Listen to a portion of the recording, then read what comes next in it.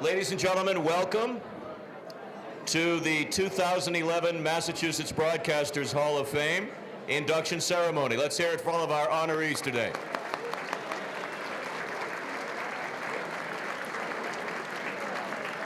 Before we begin with the initial series of inductions into the Hall of Fame, which will be our posthumous series, let me just welcome all of you, newcomers and veterans alike. And there are some people here who have been here in the past who are members of the Hall of Fame, and we just want to very quickly recognize them. Maybe you can just wave from your table. Wonderful Sarah Ann Shaw is here from Channel 4. From the North Shore, a terrific broadcaster and a great guy, Bruce Arnold and his wife Lenora. They're over here on the left. Last year they had about half the room. I didn't see the horse, but I did see him. Rex Traylor is here. Howdy, Rex. Also, there he is. Also a venerable broadcaster, one of the pioneers, Harold Siegel. Thank you, Harold, for coming. And number one in sports, he's the best, Bob Lobel. There he is, down there.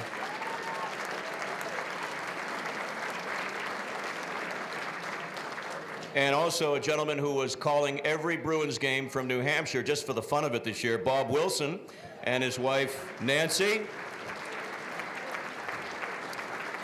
And I want to apologize if we leave anyone out because there's so many luminaries, but just one more name, and she's a sweetheart. She's the daughter of Carl DeSuze, Samantha DeSuze. And Samantha, thanks for coming today.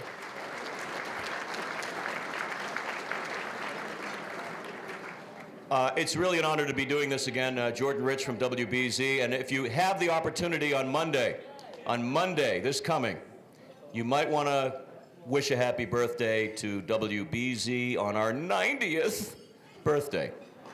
90 years old. It's time we replace some of the studio furniture, Peter, I think, just a little bit. And by the way, for you radio geeks out there, I'm using a microphone that'll be the official microphone of today's event. This is a classic. It's an EV666. I don't like the number. 666. It's a little weird, but great old mic. Anyway, great to see you, and we're going to begin now with our festivities. And I am going to begin with the posthumous honorees. I would like to invite those family members who have agreed to speak in honor of their family members to come forward at this time and join me on the stage. So those of you who are here to deliver that honor, please join me on the stage at this time. Thank you. And while we're waiting for these folks to come forward, I want to say thanks, of course, to all our wonderful production people, including the folks at Emerson College, Jack Casey and company, great job, and of course, Mike Everson from Foxborough Cable and all the guys back there doing a fantastic job. Thank you, gentlemen. And we have one note from somebody who couldn't be here tonight. And this gentleman sends his regards. He writes, from Harpswell, Maine, regret that I'm not up to much travel these days. Please give my very best to the members of the broadcast community attending. I'll look forward to a report on the festivities. Sincerely, Ollie Ballou. That's only funny if you're as old as BZ. That would be Bob Elliott of Bob and Ray. See? What, I got to explain these things here? Kenny, you got that one, right? Yeah, okay.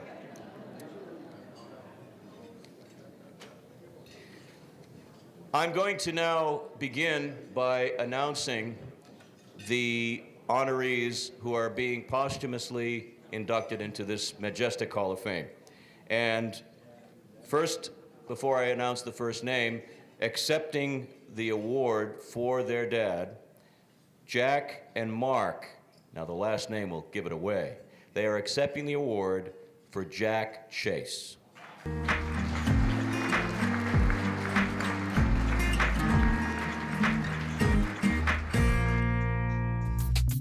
An icon for two generations of television viewers, Jack Chase was a pioneer in early TV news.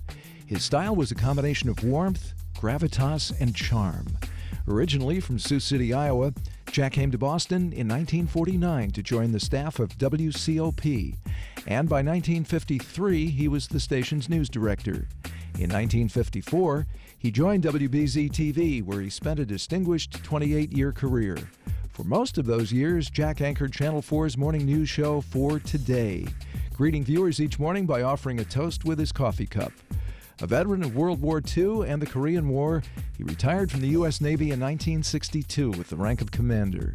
Many of us fondly recall his memorable sign-off each morning. So long, and make it a good day.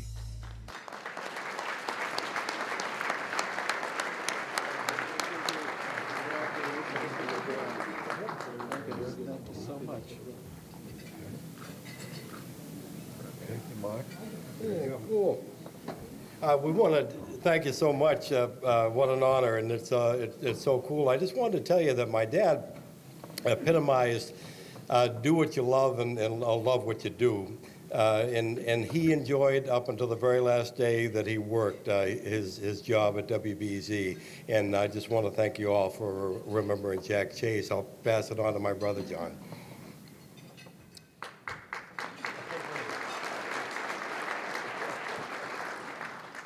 I would just like to add, in the television medium, it's like having somebody enter your home and you're either feeling comfortable with that person or you're not.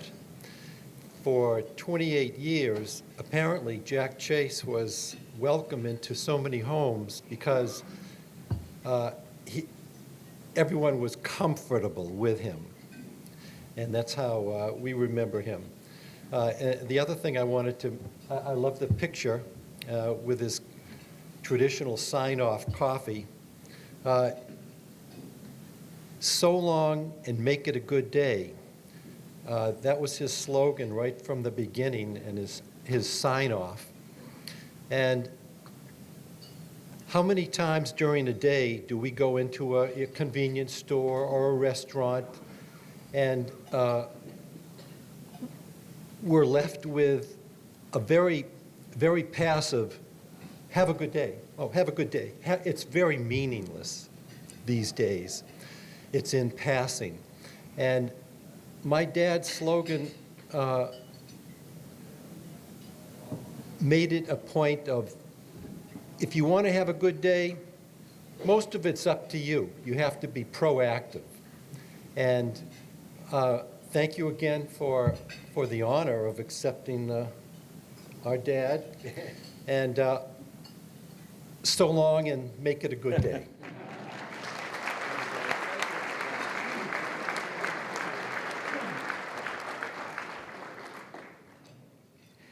Well, our next presentation in the annals of broadcasting, sports, you name it, there isn't a voice more recognizable than the one we're about to celebrate. And no more interesting and wonderful a character than our next celebrant. And to present the award will be Judy Valentine for ladies and gentlemen, boys and girls, Sherm Feller.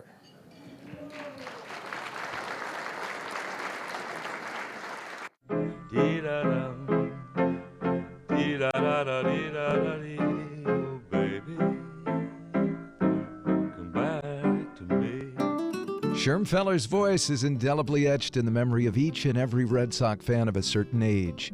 From 1967 through 1993, Sherm was the public address announcer at Fenway Park. He was famous for his iconic greeting, "Ladies and gentlemen, boys and girls, welcome to Fenway Park." But in case you didn't know, before Fenway, Feller had a long and distinguished career as an innovative radio host and DJ. Sherm began his Massachusetts broadcasting career at WLLH in Lowell, where he not only hosted a popular show, but performed with a woman who would later become his wife, Judy Valentine. And later, he went to Boston's WEEI, where he was credited with hosting one of the city's first call-in talk shows. These were the days before two-way conversations were allowed on air, so Sherm would encourage calls, but then he'd have to repeat for his listeners what each and every caller was saying. And the multi-talented Sherm Feller also wrote a number of hit songs, and his music was performed live by Arthur Fiedler and the Boston Pops.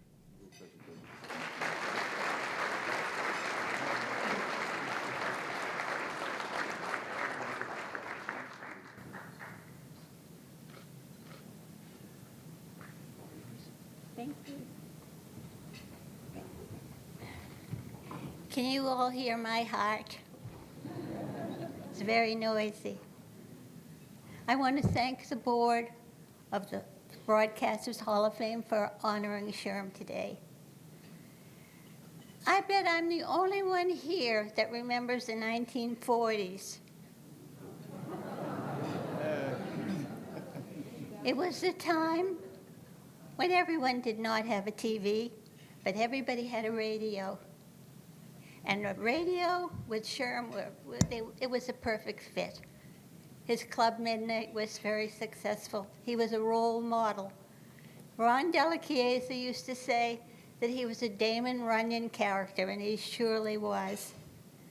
And just briefly, I want to steal just a few words. I've been wanting to say this.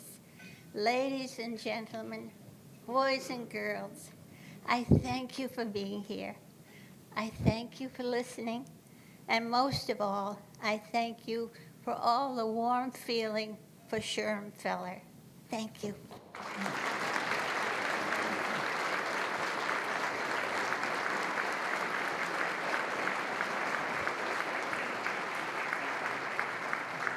Sherm would have loved that, except for one thing. Judy's wearing Bruins colors and not Red Sox colors today.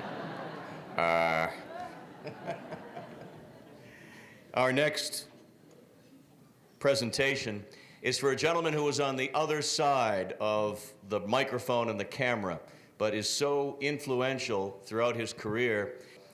And so please to accept the award for his dad, one of the premier journalists in New England for so many years and a broadcast legend who wrote about broadcasting, Anthony LaCamera. In December 1948, Anthony LaCamera, a graduate of Boston College who had worked his way up to assistant city editor for the Old Boston American, was asked to write a column about the then new medium of television. It received so much positive response that he was soon asked to become a daily columnist. During these times, almost all television was live, and TV critic reviews the day after broadcast could make or break a national or local series. Anthony was soon writing 5 to 6 columns a week. For 30 years, Anthony LaCamera was one of the country's most influential and respected TV critics. He wrote features as well, and was also known as a tireless crusader for better television programming. Paul, would you come up and accept the award for your dad?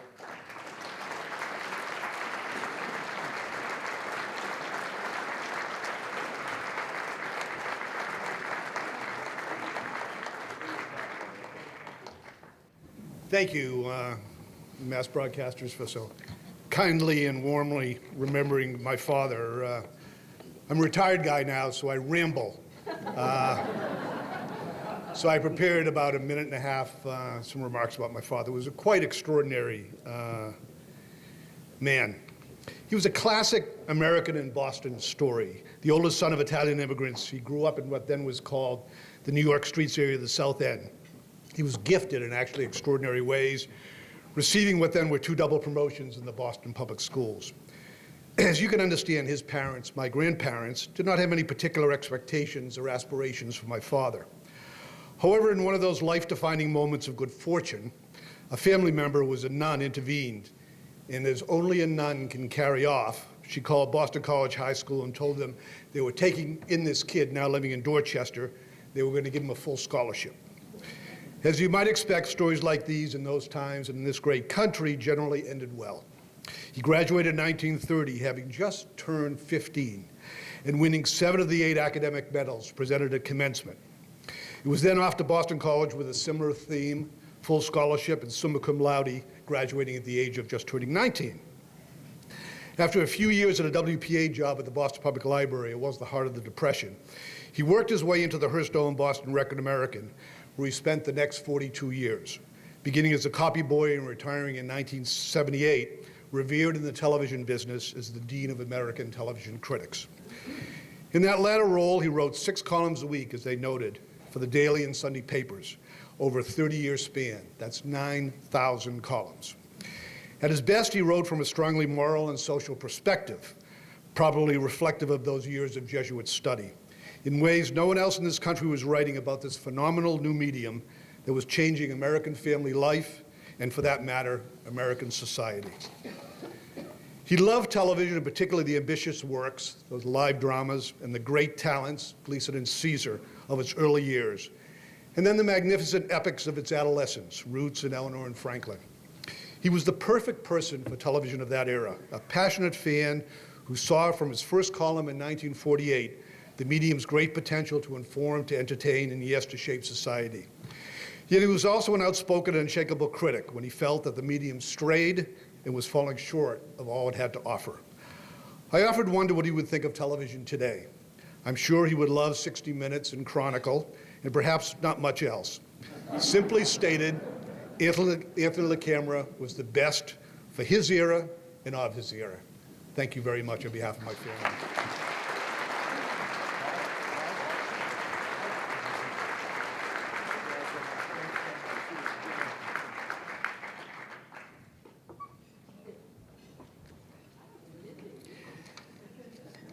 We have an opportunity here to salute people who are so important to us for so many reasons. And the next gentleman, I can't imagine listening to a baseball game throughout my entire life without his influence. The Rooster and who remembers his partner? Thank you. Is it just you and me tonight, Kenny? Is that it? I feed you the lines like we do. The Rooster and the Possum, Jim Woods, and of course the incredibly wonderful Ned Martin. And we'd like to invite his son up to please accept the award for him. And please watch your screen for more on the great Ned Martin. The 1-0 delivery to Fisk. He swings, long drive, left field. If it stays fair, it's gone. Home run! The Red Sox win! And the series is tied 3 games. Ned Martin began his broadcasting career in 1956, doing play-by-play of minor league games in Charleston, West Virginia. In 1960, he met Red Sox announcer Curt Gowdy, who was so impressed with his work, his wit, and his unique approach to covering the game that he convinced the Red Sox to hire Ned. Over the next 31 years, Ned called Sox games on radio and later on television. In 1967, he called the final out of the Sox pennant-winning Impossible Dream season. Considered one of baseball's most literate broadcasters, Ned Martin delighted fans with appropriate quotes from great literature, especially when the Sox were pouring in on the opposition. And he would sum up the situation with one word: mercy.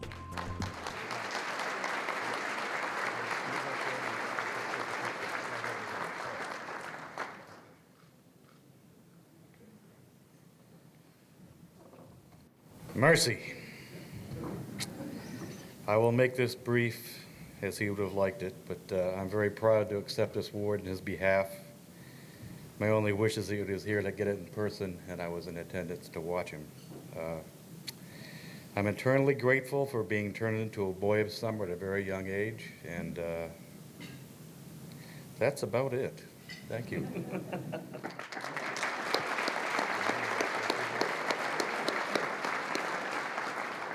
Excuse me, my nephew would like to say a few words too.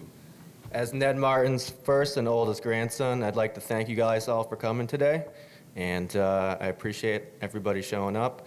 Basically, Ned Martin broadcast over 5,000 games with the Boston Red Sox in his career, which is a lot of baseball. I'm still trying to catch up right now, and out of those 5,000 games, basically, there's one game that sticks out to me, and that was the first time I was able to go up in the booth with him and see it play-by-play, and I really understood the game of baseball.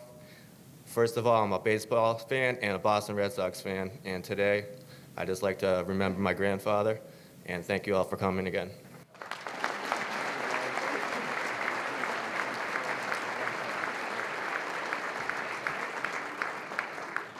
Thank you. And it's pandemonium in the field. No? Good, because we have to move on. Our next honoree, now our next two and final honorees in the posthumous area are people who, well, quite frankly, were pioneers in the real sense of the word because they lived in the early part of the last century and did their work in the early days of radio and television.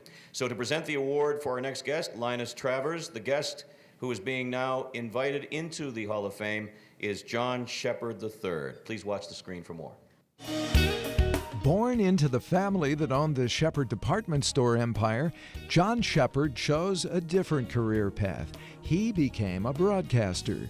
John Shepard put Boston's first station, WNAC, on the air in 1922. The studios were located in Boston's Shepard store, and people came to watch live broadcasts and then purchase radio receivers. Shepard was an innovator. Radio's first network broadcast took place between New York and Boston's WNAC. Shepard later created the Yankee Network and the Yankee News Service. In addition, the first radio broadcasts of Red Sox games were heard on WNAC. He gave jobs to women in what began as a male-dominated industry, and he also fought successfully for the right of radio journalists to get the same credentials as print journalists. And it was Shepard who put Boston's second TV station on the air in 1948.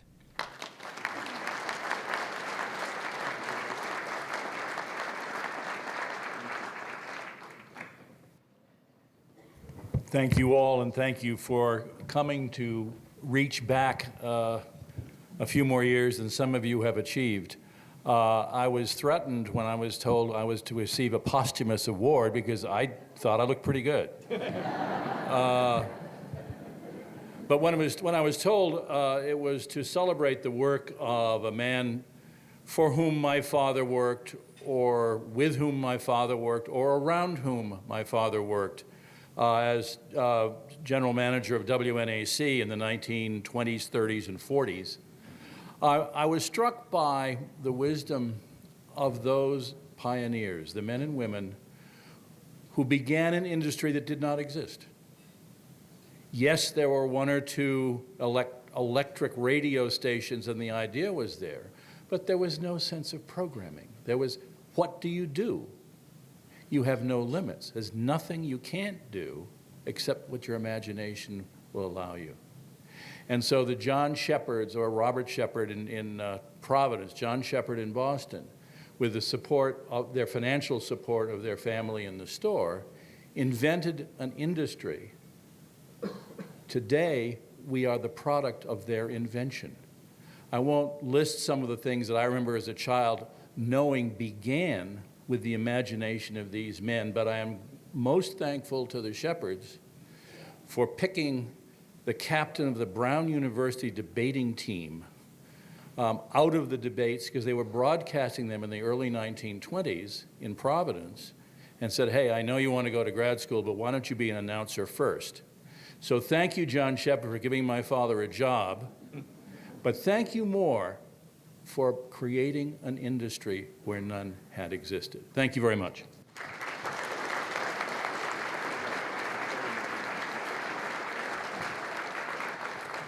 And before we announce the last of our posthumous entrance into the Hall of Fame, I just wanted to thank again the members of the committee. And you'll notice people with name tags have a little ribbon on them. They are on the board of the Mass Broadcasters Hall of Fame. Thank you to Arthur Cates and his team for the nominating process, which continues. And remember, check out the website, check out the program, and you can nominate people in the future. Our final person to be added to this very, very honored list is a woman who did so much for so many when women were not involved in much, let alone barely had time to vote or got the right to vote, but she certainly did it. And to present accept the presentation is Eunice Stolecki for another Eunice, Eunice R. Thompson.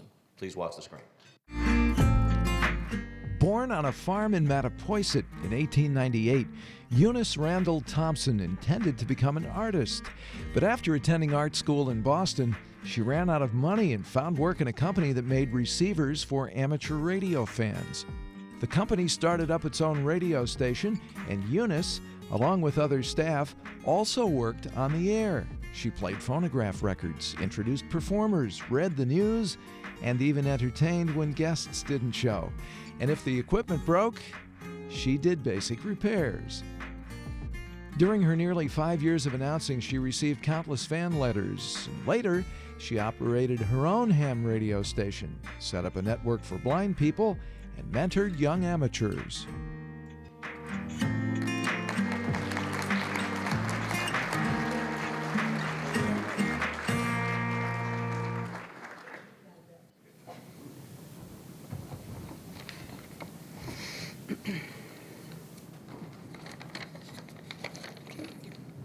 On behalf of my family, I thank the Massachusetts Broadcasters Hall of Fame for the honor you have bestowed upon our aunt, Eunice Randall Thompson. I know she would have been extremely proud to be accepted into the Hall of Fame. What made my Aunt Eunice want to follow a different path than what was expected of young women in 1918? She was extremely talented and used that talent to take her from her family down on the farm to the big city. This was her destiny, and she had the courage and the strength to make it happen. She also had the support of her mother, who listened to her broadcasts over a radio set that Aunt Eunice had made for her. Her mother also saved some of her milk and egg money so she could buy clothes needed for the city life. Her visits back to the farm were big events, and as her nieces and nephews, we loved being with her, and also very much in awe of her. My husband and I still spend a lot of time in that old farmhouse, very much the way it was when she lived there. I have been given the responsibility of keeper of her legacy. We have many pictures of my aunt showing her life from the very beginning of her radio career to her lifelong work with ham radio, along with pictures of family, friends, and radio cohorts. There are plaques and awards for all that she achieved. In closing, I would like to thank Dr. Donna Halper, author, professor, media historian, and most importantly, my friend, for her tireless work in securing the recognition that my aunt truly deserves. Thank you very much.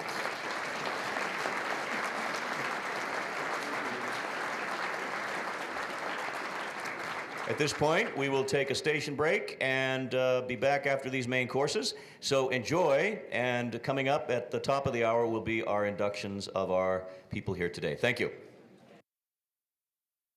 It's great to welcome you back to our second half of the program. And just a couple of quick notes. One, of course, is a thank you to Massasoit. We've got a lot of young students here who are serving as ushers today. And of course, President Wall, Charlie Wall, and all of your support over the years for this wonderful organization. Can't thank you enough. And they deserve a nice round of applause, Massasoit. As do the nice folks from Emerson College, who are always terrific when it comes to broadcasting. Nobody better. Thank you guys for all your support and work. Appreciate it. And very quickly, as we just settle into part two here, again, it's very unfair if we miss somebody. I apologize, but I see my buddy Scott Wally out there. We didn't ask you to sing the anthem. Eat, it's okay. Susan Warnick from Channel 5 is here, of course. Mr. Bill Fine, also from CVB, the general manager. Bob Merman, who has done so much to help people quit smoking, and his campaigns are terrific. And of course, my colleagues and friends from BZ, and they're all over there, Peter Casey and company. Thanks, guys, for all your support for all of these events. All right, at this time, if I can tear them away from their chicken, I'm going to ask that the honorees join me here on stage. So we'll give you a few minutes. Honorees, please join me. And while they're doing that, it's not fair. I should have done it earlier, but I'll do it now. We have two wonderful bookends here who are handing out the awards. I just mentioned the president of Massasoit College, Mr. Charles Wall. Charlie? And the president of the Massachusetts Broadcasters Hall of Fame, who's locked in a very tough primary fight for re-election. No, you're not running again? That's it. Ladies and gentlemen, this guy has done so much. He takes so much of the work on with his wonderful committee, and Lynn and Joan and everybody else. Art Singer. Thank you, Art. And I can tell you, I'm a real commanding presence, because a few minutes ago I said, would all of the honorees join me on stage? And you can see how they responded. My voice is so powerful that they just, there we go. Now, Dr. Murray Feingold is here, so if you have indigestion, he told me he would take care of you. Not me, but you. Thank you, guys. Thank you very much, ladies and gentlemen. Well, ladies and gentlemen, these individuals who are up here with me are all esteemed broadcasters, but more than that, they're all great people with so much personality and so much to deliver to this business, both on and off the air. And that's an important point. We have men, we have women. We have people represented from all walks of life. And that's what makes this such a special moment for me. The first recipient is actually somebody who was honored last year but couldn't make it at the time. And in radio, maybe TV too, we have something called a make good. You know, when you miss a commercial, you can make it up. Well, we're going to do a make good right now. Would you please welcome to accept his award from 2010, Mr. Phil Drumheller. Phil?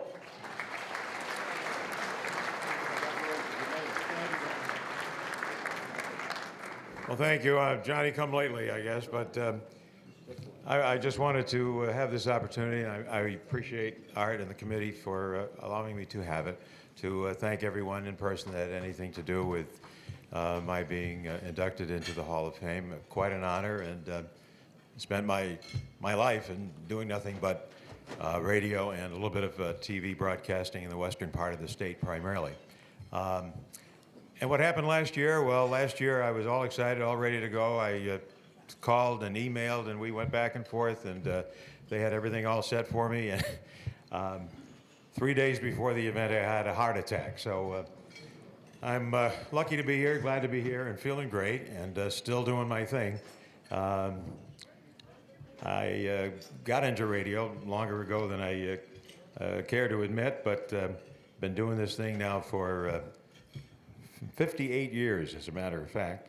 I got into radio in high school.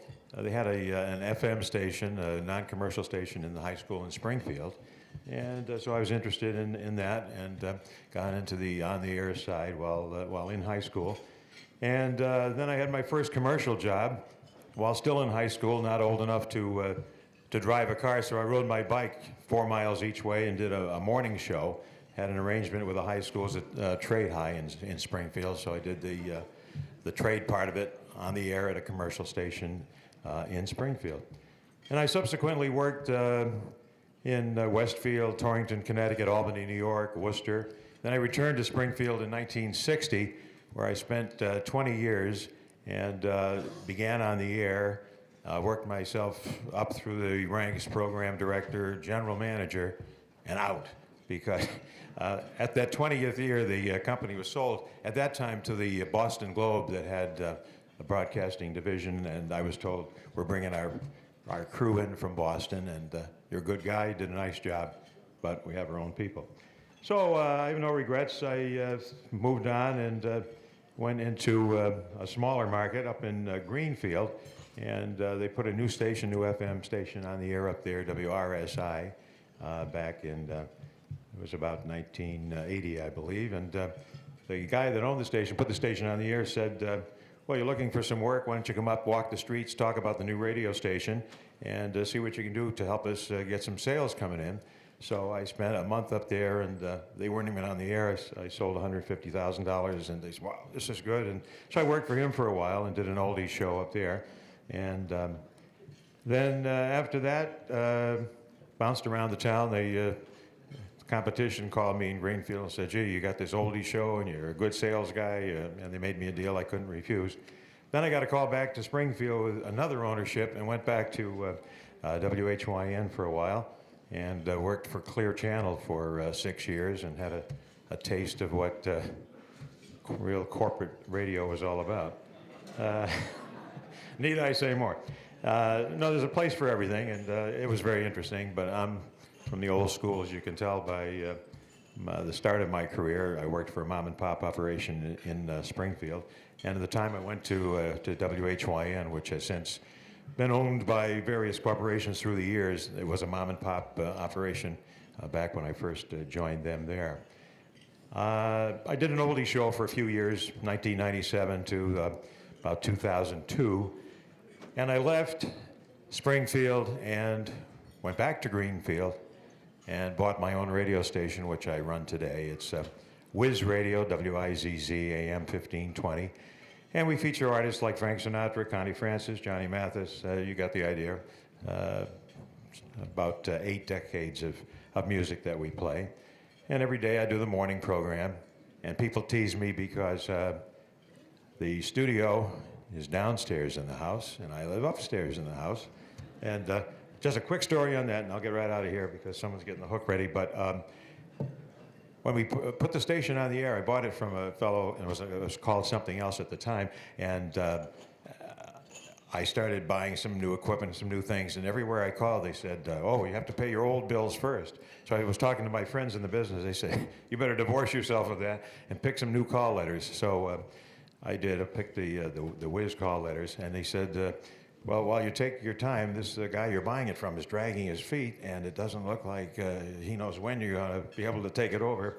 And so instead of renting a place, we'll put it in your house, and then you could take your time. So that was many years ago now, and yeah, I'm too comfortable going down in the morning with my sweatsuit and slippers, so I do that thing.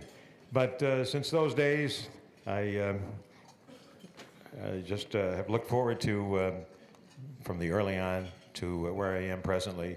Never thought I'd own a radio station, but the opportunity came along, and that's what I'm doing today. And it was nice to be honored for all these years of radio broadcasting, and I want to thank Art and the committee for their fine honor. Thank you, folks.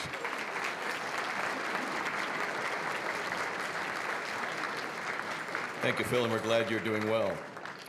Now to begin with the 2011 honorees. First gentleman, I will read, by the way, the inscription on the plaque as they come up. The first gentleman we had to call, well, it was a long-distance call. He was on Hot Dog Safari in Revere.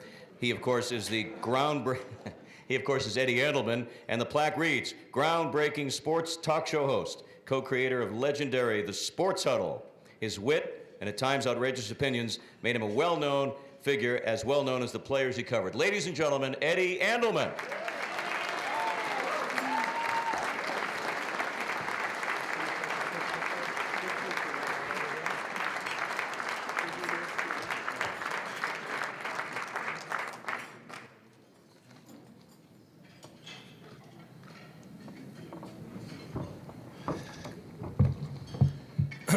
Well, I know you're all enthused after that great warm-up act I just had. You know, as a young kid, I lived at the top of Rawson Road in Brookline, and stayed up quite late at night, opened up my Philco radio, and I would hear some of the great broadcasters in history. They're all gone now, but Long John Nibble with his all-night show from New York from the Carnegie Deli, Henry Morgan from Hutton's West 57th Street, and, of course, Bob Grant.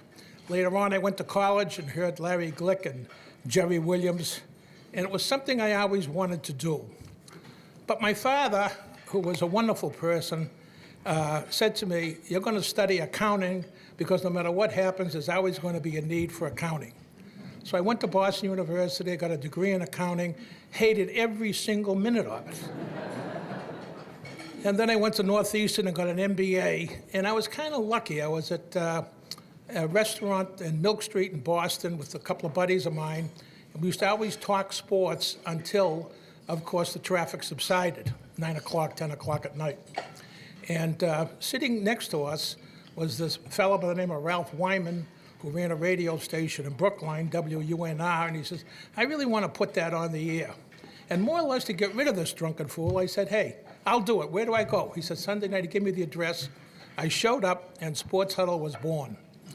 42 years later, I am now unemployed by choice. And I did over 12,000 broadcasts. I did 1,400 commentaries on television. And I do want to take the opportunity. I've worked for 30-something general managers in this business. But sitting over here is my good friend Jim Coppersmith, who was the best general manager I ever worked for, and I just want to pay tribute because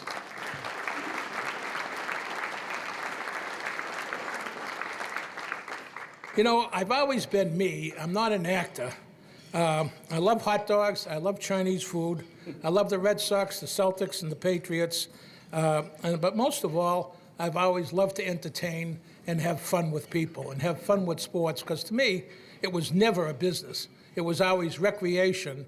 And for the most part, I used sports radio as an excuse to do a radio show. That's the way I always looked at it. And I must tell you that it's been so rewarding for me. But most of all, I want to say that I've been so lucky to have the family that I have. You know, the Gambling Boys in New York did 60 years on radio, but I guarantee you the Andelmans are going to smash that record. My three boys, David, Michael, and Danny, are such a success on radio and television at the Phantom Gourmet. I'm so proud of them. I'm proud of the gals that they're with, and most of all, I'm proud of my grandchildren. Now I have 5 of them.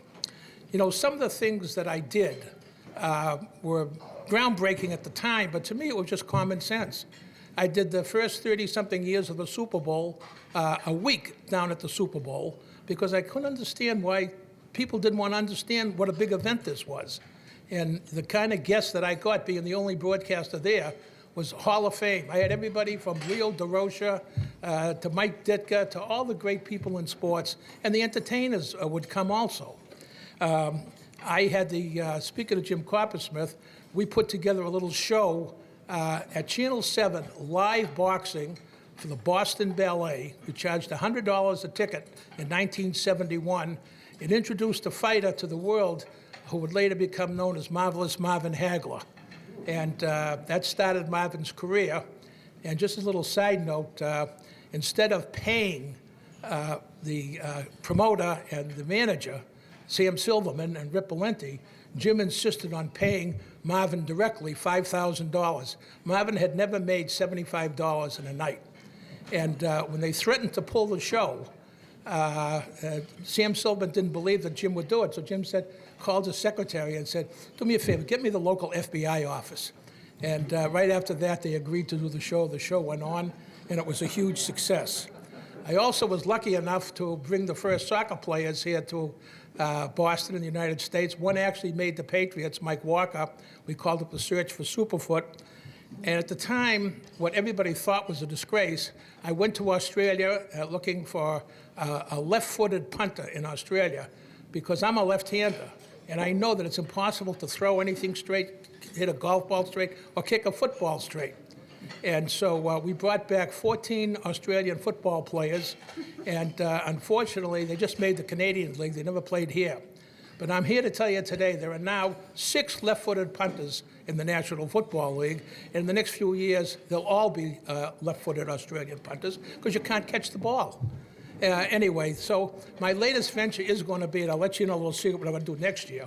I'm going to Tokyo, and I'm going to bring back 6 sumo wrestlers.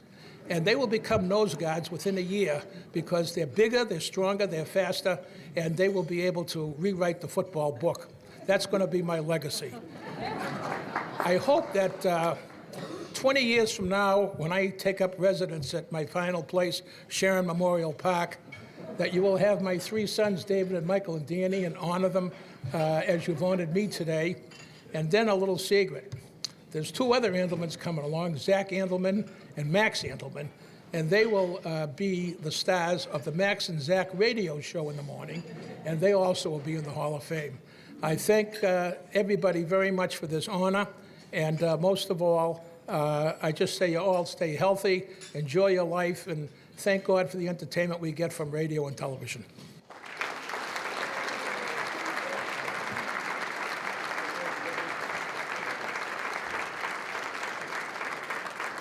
And let's not forget the fabulous Judy. What's the matter with you? Right? Our next honored guest is somebody that everyone in this room knows. You've seen him on television if you don't know him personally, and you have a sense of awe and respect for this gentleman. His name is Charles Austin. And I'll read the inscription. TV street reporter par excellence, one of Boston's first African-American television newsmen, inspiring countless others by repeatedly rebounding from a series of life-threatening health issues. But more than that, if I can just add, here's a guy who personifies courage and grace. Ladies and gentlemen, Charles Austin.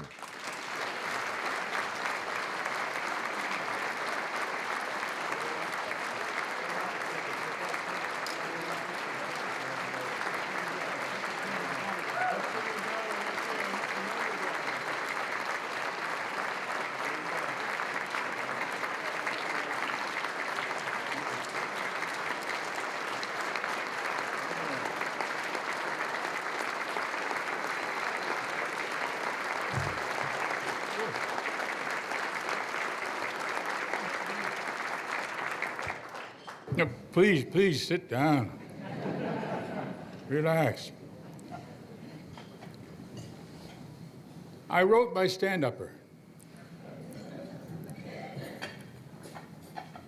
First of all, I want to thank God and my wife for getting me here.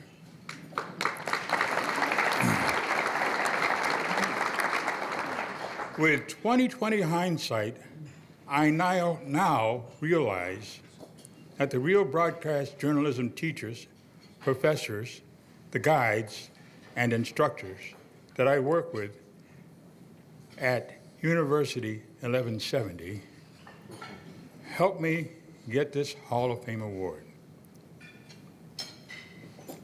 The 3-decade School of Opportunity was with the best in the business. I learned how to process and develop 16mm black and white film, how to edit it, how to voice a story, and report the who, what, when, where, and why of a real news story. Thank you for hiring me, Jim Thistle. And thank all of you veterans of 1170. Thank you. Because you cared and you shared.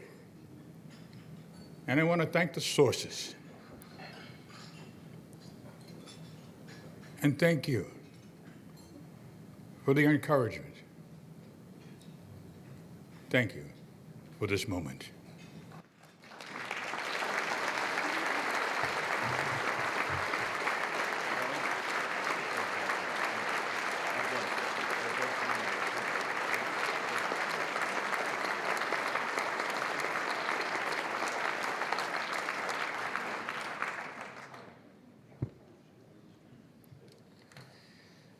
We continue with our honorees, and earlier we saw him come up and accept an award for his dad, and now it's his turn. Paul LaCamera, and I'll read the inscription. Visionary television and radio executive, rose through the ranks to become president and CEO of WCVB-TV for 12 successful years, and then of course general manager of WBUR Boston for 6. But I think everyone will agree, when it comes to respect in the industry, no one is higher on our list of those we respect than Mr. Paul LaCamera.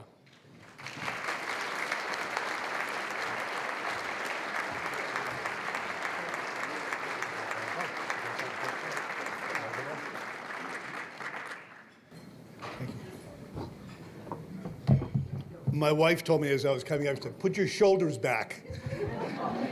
She's having trouble making peace with the fact that old retired guys ramble and slouch.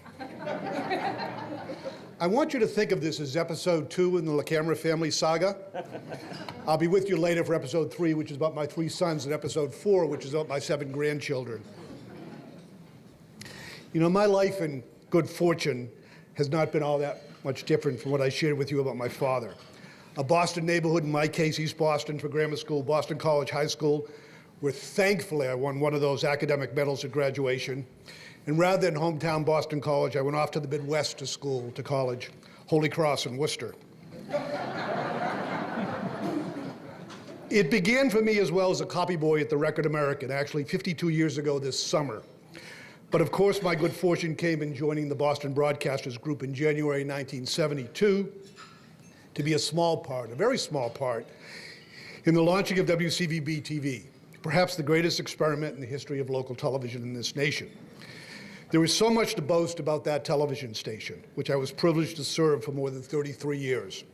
Suffice it to say that the founders of WCVB honored not only the letter, but also the spirit of all they promised for their new television station.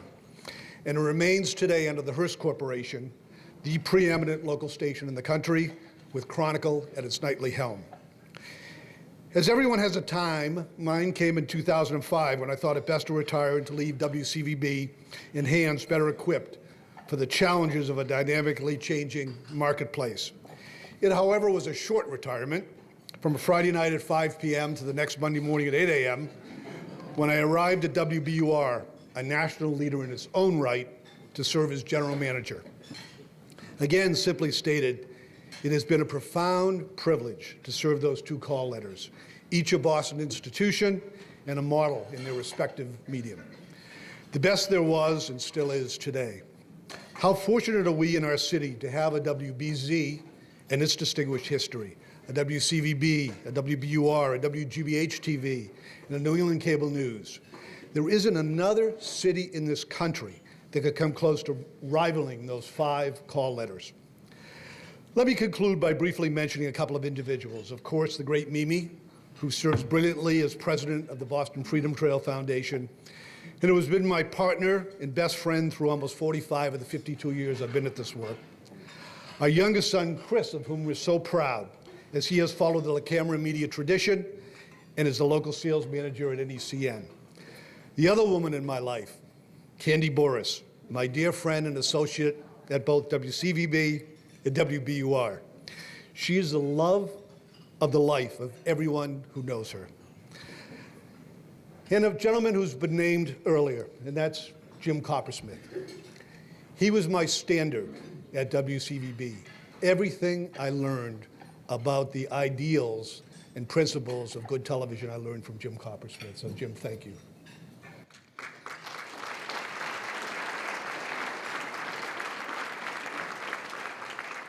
And finally, the two great leaders of those two great television stations, of those two great stations today, Bill Fine at WCVB and Charlie Kravitz at WBUR. As you know, the cliche is to put or to leave a place in good hands. In both cases, I left WCVB in the better hands of Bill Fine and WBUR in the better hands of Charlie Kravitz. Both are colleagues and friends of many decades and broadcasters extraordinaire with old-time values and the highest traditions of Boston's television and radio heritage. I miss my families at WBUR and at WCVB, and thank you for sharing today with me, particularly Natalie and Mary and the irrepressible Magliozzi brothers. Again, my family and I are deeply appreciative to the Massachusetts Broadcast Association for today's honor to my father and to me. Thank you very much.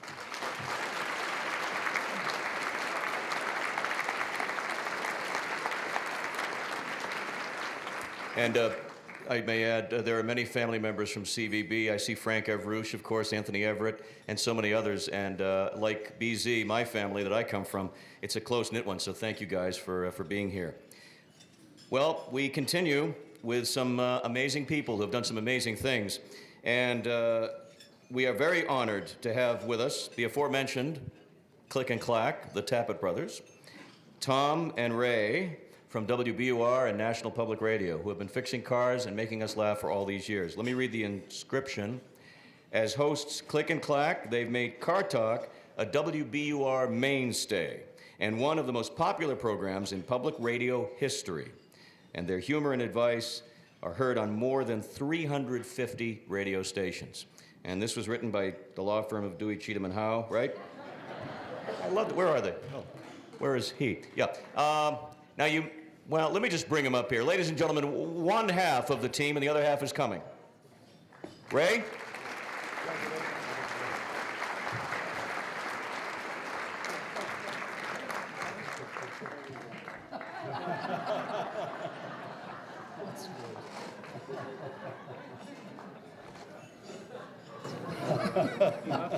All right.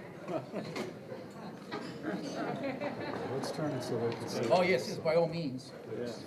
Very good. I'm going to give you that. Oh, boy. There you go. Huh? All right, someone's going to have to help me. Wait a minute now. I'll keep it steady. He's had a rough trip over here. I'll try to make this brief. I'm sure, like a lot of you, I'm worried about my 3 hours of free parking and. Now, Tom couldn't be here today. I guess I'll have to divulge why he's not here. Tom is the president of the Fuzzy Dice Manufacturers Association of North America, and he was called away this morning for an emergency meeting seems like the North Koreans are trying to corner the market on fuzz. So he couldn't be here, but he did. You think you're good? I'm getting a new look at your brother. Very interesting. Well, you know, I will make this brief. Everyone here that's been inducted today has done so because of extremely hard work and dedication to his or her craft. And I want to say that we're the exception to that rule. Quite honestly, we've kind of stumbled upon this because we were invited to do a guest spot on WBUR probably around 1977 or so for, I don't know, maybe a one-shot deal. The fellow who was hosting this regular show, whose name I don't even remember, asked us to come along and invited 6 other garage owners. At the time we owned a garage, we were, to go back one step farther, we both had graduated from MIT. We decided to open a garage. Our parents were heartbroken. Nonetheless, we did that. Tom thought we should teach adult ed courses. He was between wives. He thought he could meet women. Somebody from BUR came and took one of our courses and invited us to participate in this discussion group that was going to take place on the radio. 6 other shop owners were invited. I thought it was a stupid idea. I didn't go. I sent Tom, anything to get out of work. He went happily. He was the only one who showed up. And he did the show all by himself. People called and asked questions. The fellow who was hosting the show asked if Tom could come back next week and perhaps bring his brother. And he said, sure. In the intervening week, this fellow who had made the invitation lost his job, probably for inviting us. And we've been doing the show ever since. And this fellow I thought was going to be the host of the show. Because he got fired, we became the host of the show, and we've been doing it since 1977. So luck does play an important role in life. Don't ever forget that. Thanks again. This is a wonderful award. We're very honored, and we're happy to be here today. Thanks, Stephen. Do you have anything to say for yourself? I don't think so. Thank you. Yeah, it's back in the trunk for Tom. His speech was a little flat, but that's okay. We'll just leave it alone. Sorry about that. That's great. Thank you so much, Ray. I've already mentioned this next gentleman a few times when I was trying to crack a joke and it was going nowhere and I needed him to help me. He's been helping me for years. He's been a friend for 30-plus years. And this is a very special gentleman that we're bringing up who's a good friend of so many of us. He is Kenny Meyer. And let me read the inscription. First sightless radio personality in Boston radio history. Legendary radio talk show producer for Larry Glick, Jerry Williams, Calling All Sports. Hosted his own talk show for more than a decade. Still involved, still on the air. If you listen to me or Morgan or any of us on Late Night at BZ, you're going to hear Kenny on a regular basis. One of the loveliest human beings on the planet. And we're so honored to welcome him to the Hall of Fame. And boy, is he excited. Kenny Meyer.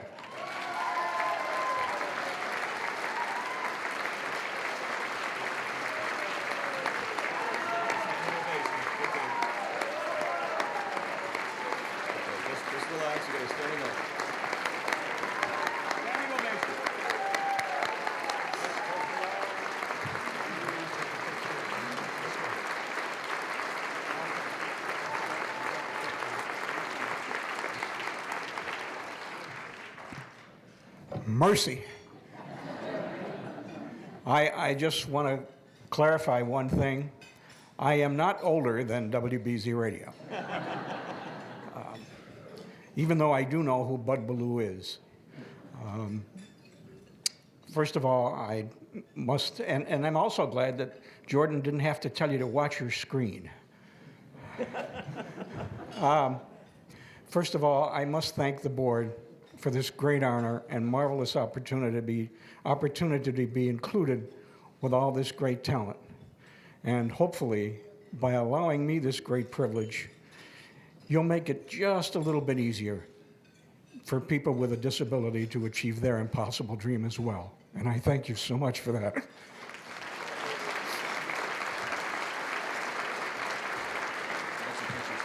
I'm all right. I came to this city in 1967. I also almost left this city in 1967. Believe it or not, when I came here, and I always tell this, in case Larry Lucchino is listening, a box seat at Fenway Park was $3.50.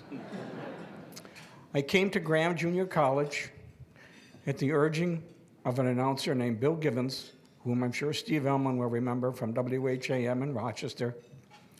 After about 2 weeks, I almost quit. And we're here today because I was able to run into one of the finest men I've ever known and a great instructor. He worked part-time at Graham and was a full-time engineer at WEEI. Like I said, I almost left, and I didn't because of the confidence that this gentleman gave me and also his joy for human beings and life as well. And please help me thank Mr. Dick Walsh.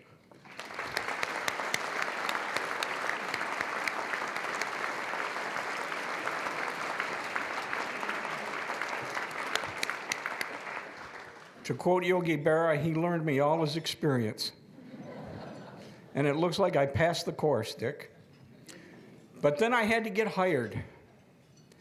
And I was lucky enough to run into a gentleman because of Dick Walsh that had the patience to work with the New York State Rehab Department and was at WBZ.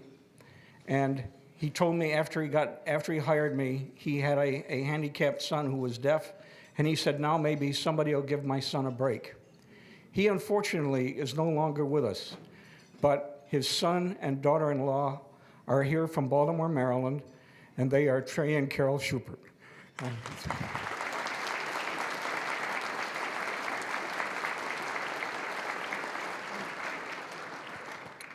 You know, there's an old saying, you never know who's listening.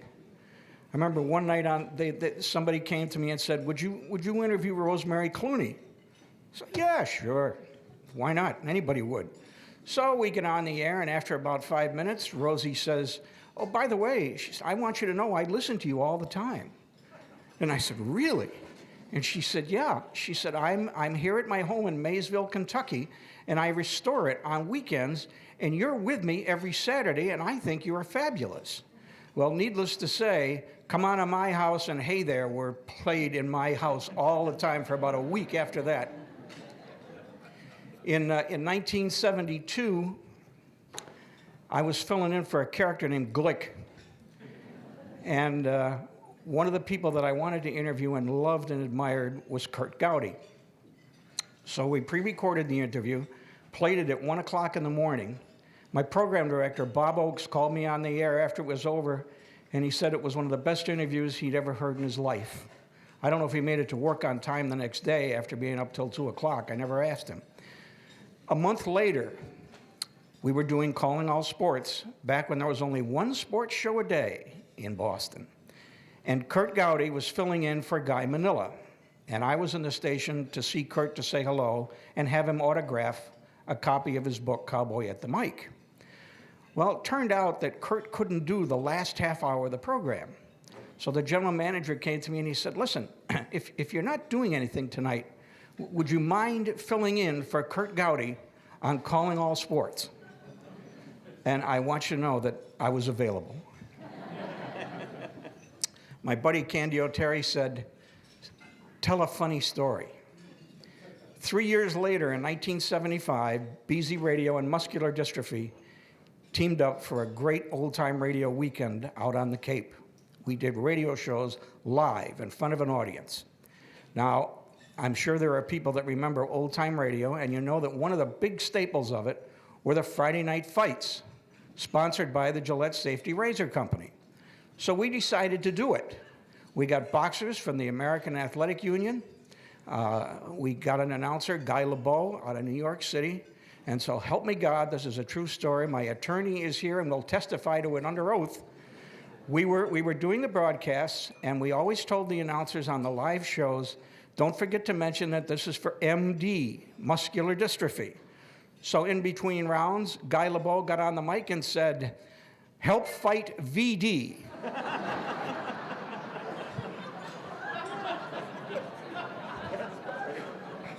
That is a true story. Honest to God, I couldn't make that up. There are so many more stories I could tell, but this is such a wonderful opportunity and such a great honor.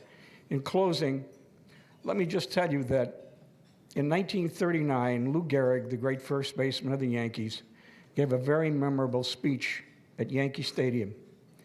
And in that speech, he said that he was the luckiest man on the face of the earth.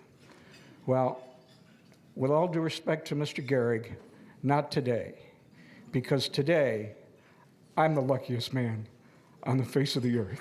Thank you so much.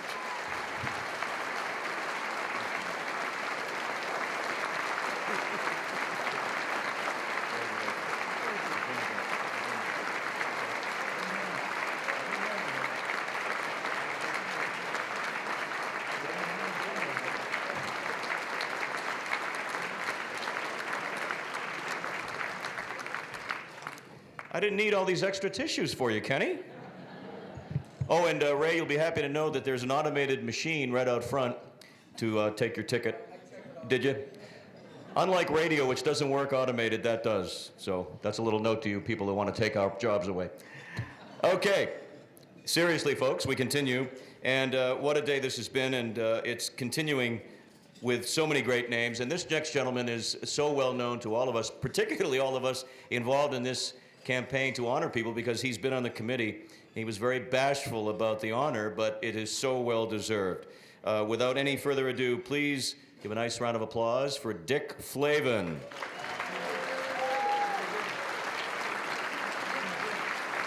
And I will read very quickly what the plaque says. Commentator, humorist, poet, and playwright, winner of 7 Emmy Awards, his offbeat observations on people, politics, and human folly enlightened and delighted viewers. Let's make that enlighten present tense and delight all of us. Ladies and gentlemen, Dick Flavin.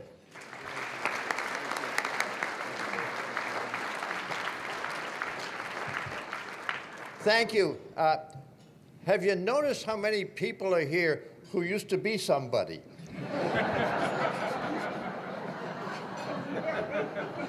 I used to be somebody. I used to be Dick Flavin. I'm now Dick Flavin's grandfather. I'm not sure how that all happened. But I want to begin by thanking everyone in the world I have ever met. And in addition, I'd like to thank everyone who I have never met. Someone had to be pulling strings for this to have happened, and I don't want to leave anyone out. When I started out, the idea that an event like this would someday come to pass was about as far-fetched as thinking that someday the FBI would actually capture Whitey. But life is filled with surprises. I knew from the beginning that I wanted a career in broadcasting, but because my talents, what there were of them, were narrowly focused and narrowly based, it took me 12 full years to get a job in the business. It's not easy to convince a station manager to hire you when your sole attribute seems to be a knack for whimsy. But eventually, I was able to weasel my way into the racket, for which I am forever thankful. And I am thankful for this recognition, as I know are all of those others who you have so recognized, not only today, but in past years. We all represent different aspects of the broadcasting profession. We come from different backgrounds, we have different histories, we have different skill sets, we did different jobs, but we have one thing in common. We all got here by hitching rides on the backs of those who got us to this place. We hitched a ride on the backs of those who gave us our first breaks in this business, who taught us the ropes, who took a chance on us. We hitched a ride on the backs of those who stood by us when the storms came in our careers, as they do in every career, as they do in every life. You have to have someone to hold on to when the winds start to howl and the seas get choppy. And we hitched a ride on the backs of all those who day in and day out, every day, did the behind-the-scenes work, most of it unglamorous, much of it underappreciated, except by those of us who knew that were it not for what they did, we could not have done what we did, even for a single day. It's a quirky business in that the honors and the kudos go to those of us who are fortunate to be out front, to be in the public eye. But it's a collaborative profession. Nobody does it alone, and none of us got here alone. So I am grateful for this honor, and I am even more grateful to those who I hitched a ride with to get me to this place. And I am in a poetic frame of mind, which I'm going to subject you to whether you like it or not. My God, I'm in the Hall of Fame. I've even got a plaque. If my old bosses hear of this, they'll make me give it back. I was not a great boy wonder who enthralled the broadcast mob. In fact, it took a dozen years for me to land a job. I never was an anchor man. I didn't cover sports. I didn't host a talk show or do hurricane reports. I didn't run a station, for that was not renowned, and if I had, I would have run it right into the ground. I headed up the whimsy desk, the editor of Spoof.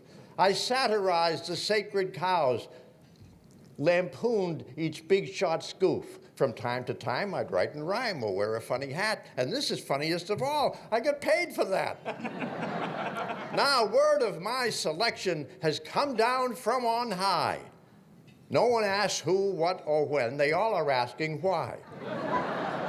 But when this plaque's up on my wall, don't ask how it got there, because this is the honest truth.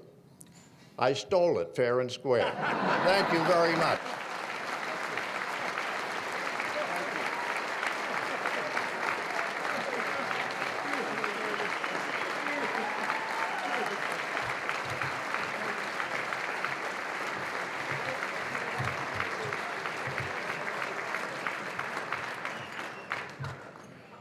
Well, I'm no poet, but they're raving about Flavin, tell you that. Yeah. That was great, Dick. Thank you so much. And it's an honor to know you. We have 3 more awards, and at the conclusion of the awards that are presented, just a quick reminder, I would like to invite those who were here for the posthumous awards, family members, to join us on stage for a group picture, and then everyone can come up and have some fun. It really is a pleasure to welcome our next guest, and there is no question about it.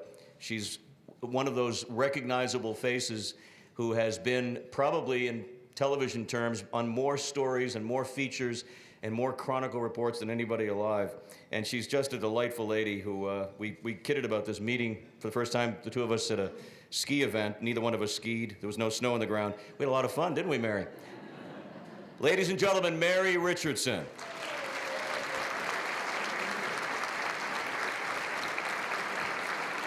And let me read the inscription. Mary Richardson, co-host for 26 years of Chronicle, iconic public affairs program on WCVB-TV. First woman journalist in Boston broadcasting to co-anchor the 11 p.m. newscast on WNAC. Ladies and gentlemen, here's Mary. Thank you, Jordan. And the reason we had fun at that event was they had free beer and pizza afterwards, and we were young, we had a great time. Anyone who knows me knows that I am seriously geographically challenged, and on my way here today, I did make it within a mile of the hotel, and then the next thing you knew, I was in that business building down the hill, and there was huge security, and I came in, and they looked at me strangely, and I said, I'm looking for the Marriott. And there were 2 guys behind the desk. They were a little bit gruff. One said, lady, it's up the hill. I said, oh, thank you. And then the other one said, wait, are you Mary from TV? I said, yeah, I guess I am. The other one said, Mary from TV. And I thought, you know what? That's not a bad thing to be, Mary from TV. And I really want to thank from the bottom of my heart the board of the Massachusetts Broadcasters Hall of Fame for reminding us that broadcasting can be a noble profession and that there is a rich history of wonderful human beings who have gone before us that we pay tribute to today. So you can call me anything you want, but you can call me Mary from TV if you like. I thank you all for being here today. It is such an honor that it's almost embarrassing. I have to tell you, my local newspaper in the little town where I live went crazy, and they did a big banner headline and my picture, and it said, Mary Richardson to be inducted. And my husband came home from work and opened the newspaper and almost passed out. He thought it said Mary Richardson to be indicted.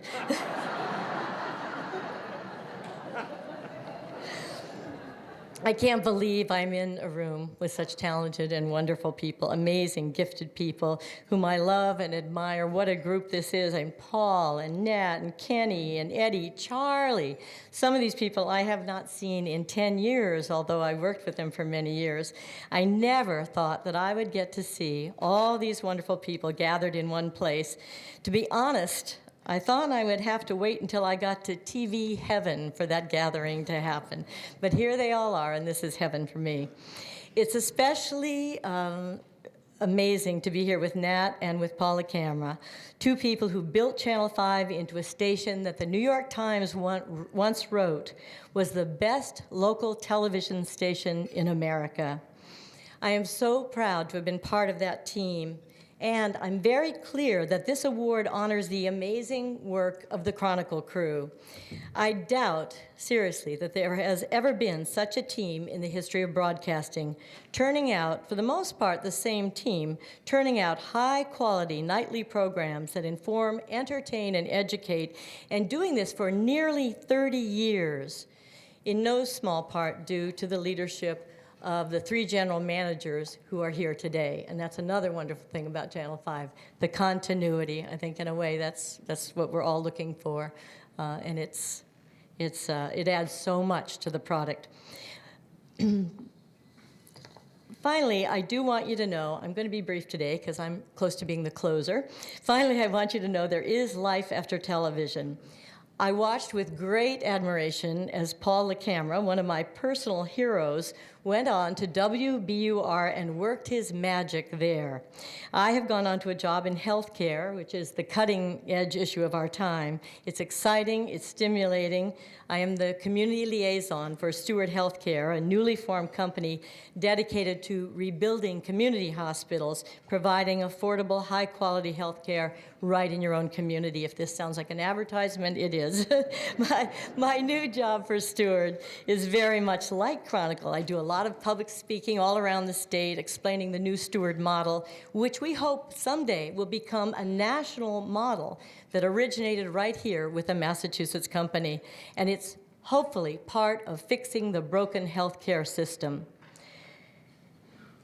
When I started with Steward, there were 6 hospitals just a year ago. By the end of this year, there will be at least 10 hospitals, and it is the largest community hospital group in the state. I also do some production. I produce videos about the doctors and about the hospitals. So once again, I find myself working in an exciting industry, communicating constantly with the public, producing and writing significant stories, and just like Chronicle, working with smart, talented, fun people, many of them here today.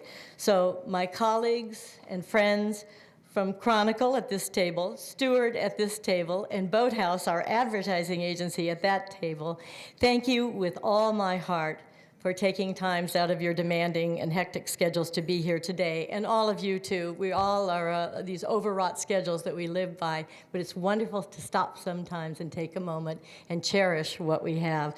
So I count myself very lucky to have had 2 such extraordinary work experiences. And just one more thing, if you ever need a good doctor or a good referral, just call me.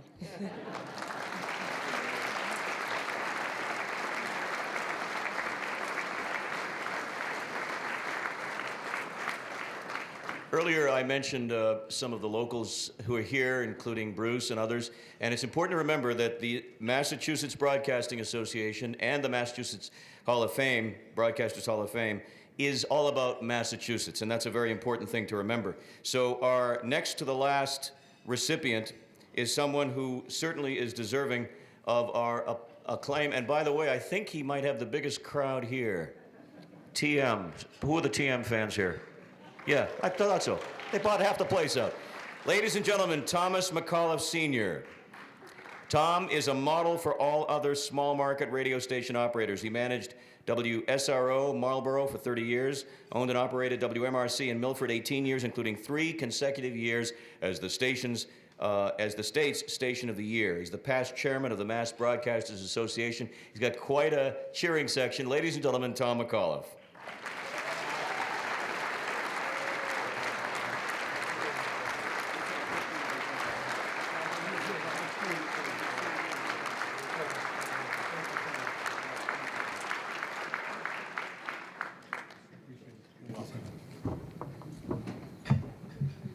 How would you like to be in my shoes?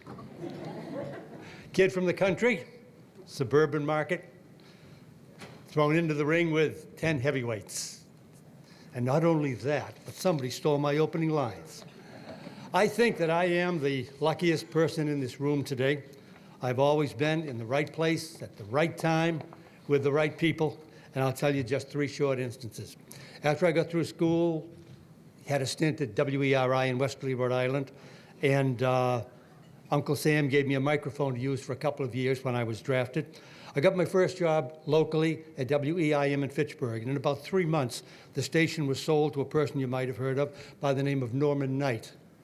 And his commanding general took over the station temporarily. That would be Harold Siegel. And I was kind of a copywriter, announcer at the time, and Harold called me into the office for the introduction interview and explained to me that he saw me coming in every day with a smile on my face and a shine on my shoes, and I was going to be put in the sales department, something that I dreaded. But we had several meetings, and finally I agreed to them that I would do it. And I can remember from those interviews, he came up with a couple of phrases I'll never forget. Nothing happens until a sale is made. And in the game of sales, you have to make it happen. Well, I began to sell. I loved it. I got in there early in the morning. I called on my many, many accounts all day long, wrote copy as soon as I got home in the evening, got in before the troops came in the morning, recorded those commercials, hit the road to visit my clients, and I sold like a son of a gun. Everybody seemed to buy. I've got a big crowd here today, and I'm choking up. I was with Harold Siegel and Jim Fitzgerald came over as manager of the station. I was there for about 7 years, and I got a most unusual call. Judge Rowe called me. Judge Rowe was a sitting judge. He had just bought a radio station in Marlborough. He had heard from someone that I came from that area, and he wanted me to take over the property. I had no intentions at all of leaving until he gave me an offer I couldn't refuse, and that was a gigantic percentage of the profits of the station. The station had just been bought out of bankruptcy. Well, I went home and spoke to the bride, and she said, I think you can do it. Let's try it. I went there and had a wonderful time in Marlborough. It took 3 or 4 years. We became the Station of the Year. 3 or 4 years later, we did it again with a magnificent staff. And 27 years at the property, my buddy, the judge, was killed in an automobile accident in Florida. And things just seemed to change a little tiny bit. And I decided it was time for me to retire.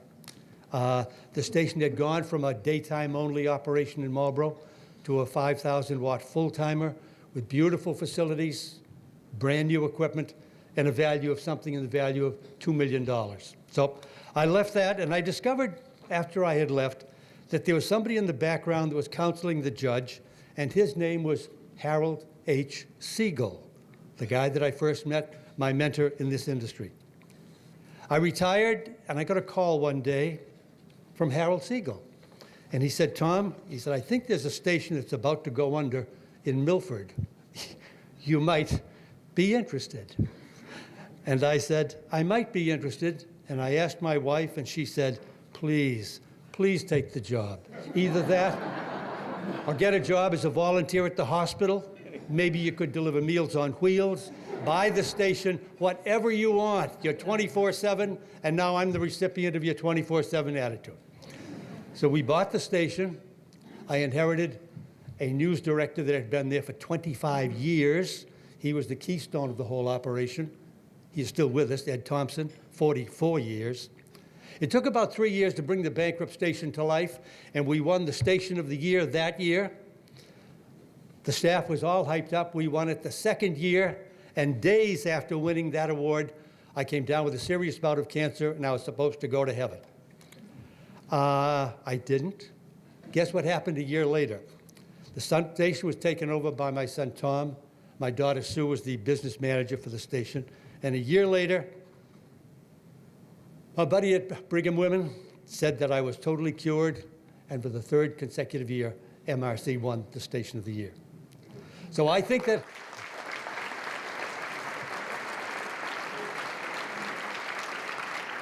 I appreciate that. Thank you so very much. I do believe that I'm the luckiest man on the face of the earth, and want to thank a guy that's here today, Harold Siegel, that I've had the pleasure of sitting with, one of the real giants of the industry that made this all possible. And I'll always go back to the meeting that I had with Harold where he said, and I'll always remember, nothing happens until a sale is made, and I'll never forget, you have to make it happen. Thank you. God love you all. Thank you.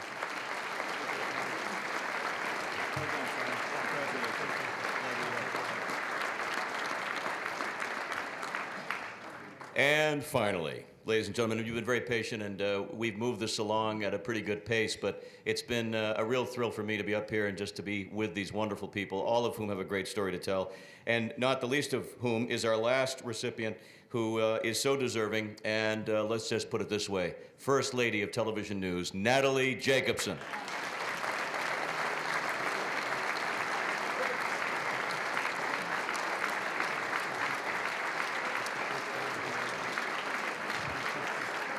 And someone walked off with my script that reads the inscription, so I'll just ad-lib this and say, Natalie Jacobson is indeed the model that we all follow when we look at television news anchor, and she's a terrific representative of the community, and it's quite an honor to have you be our last recipient for 2011. Thank you. Thank you.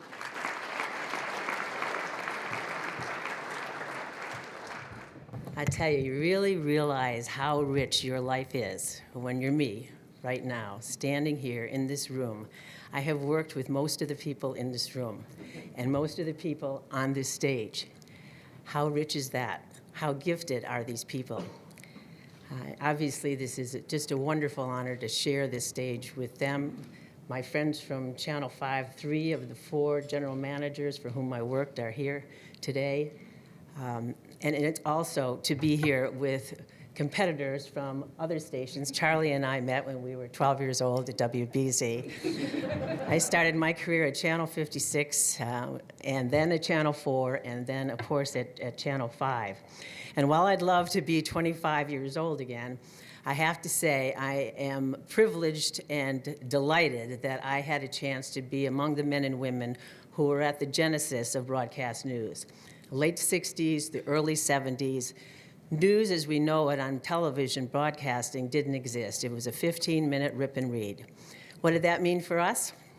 It meant there were no rules and no suits. It meant we could do what we wanted to do. And lucky us, we had a general manager, Bob Bennett, and he had a board of directors who said to him, your mission's very simple. Make us the best TV station in America. What's the budget? Whatever it takes. So imagine you're 20-something years old, a very small group of us back then at Channel 5. I couldn't wait to get to work in the morning, and I know my colleagues felt the same way. We would invent. You could create a program, go into Bennett and say, I got this idea for Sound Off, which proved to be a disaster. But that was one of the great things, is you could come up with a television show, and if it was a disaster, you could tweak it, try to fix it, and in the end, if it was really lousy, you scrap it and you start again. We were risk takers back then. We didn't follow, we innovated, and that came from the top. So imagine when you get a group of people together who are enthusiastic, who are creative, who are imaginative, who are intelligent, and most of all, who care about the mission. Could you have a better job than that?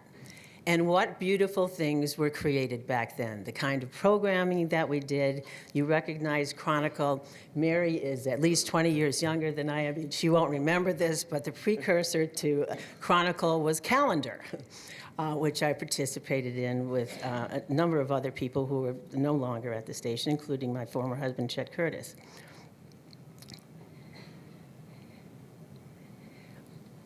A lot has changed. And I sympathize, you'll find, with you and many people who are in broadcasting today.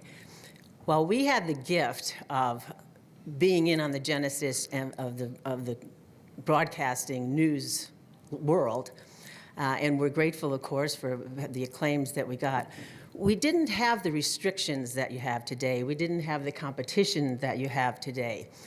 And for us, the mission was be relevant, give people enough information so that their lives are better in the sense they can be better citizens and make better decisions about their own lives. I like to think we did that. I like to think you still do that. And also there was another gift, and one I treasure totally forever. And that is that we somehow were the conduit for a sense of community. So that when joyful things happened, like the Red Sox finally winning the World Series and the pennant, we brought the community together and we could share it together. And it was pulsating, it was fun. But also, we could bring together the community in times of great sorrow, as we have just commemorated a 10-year great sorrowful event in our country, and somehow find solace in the solidarity of our community. This is a small town.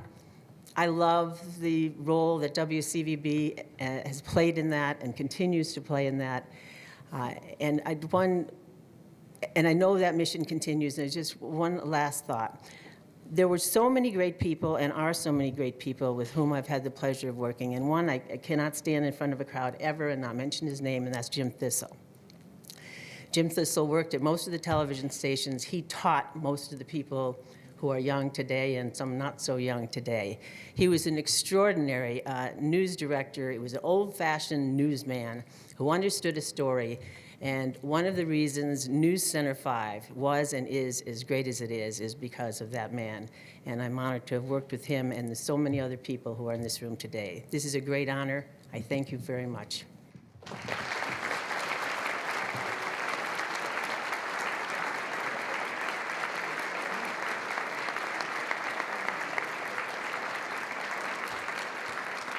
Before we end this live broadcast, may I invite the folks who are here to honor their posthumous awardees. Please join us on the stage.